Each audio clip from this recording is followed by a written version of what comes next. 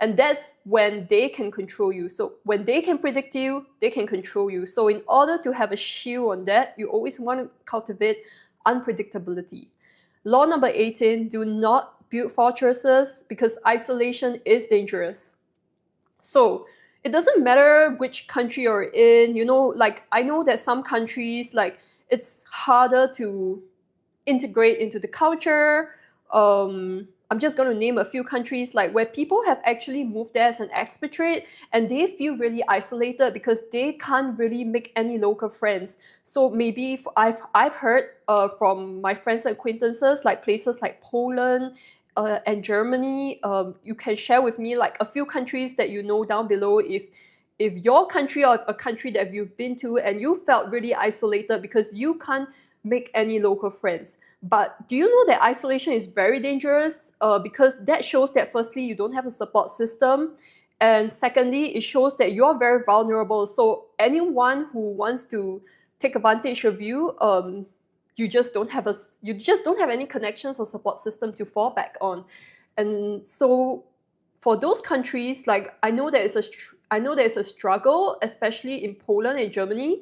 But for those countries, what you want to do is that you're kind of like in the middle, like you can't really fit into that country, but at the same time, like where you came from, you also like you're just way too broad-minded than where you came from, right?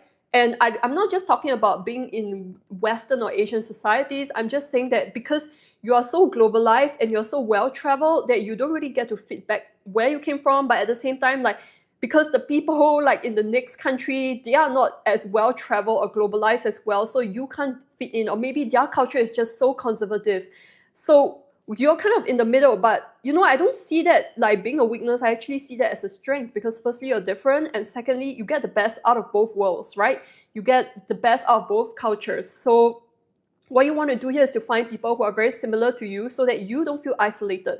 So people who are just like you, who are just as broad-minded, who are just as well-traveled, who has lived in different countries, who are expatriates as well, perhaps, and so that you don't feel isolated. And they also have this shared sense of like they understand that it's hard to fit into the culture of that new country.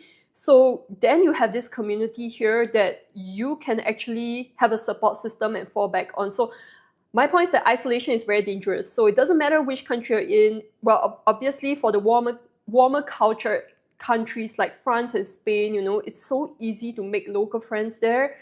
But I think that especially in Southern Europe, where the culture is more tight-knit, is warmer, I think that it feels less isolating.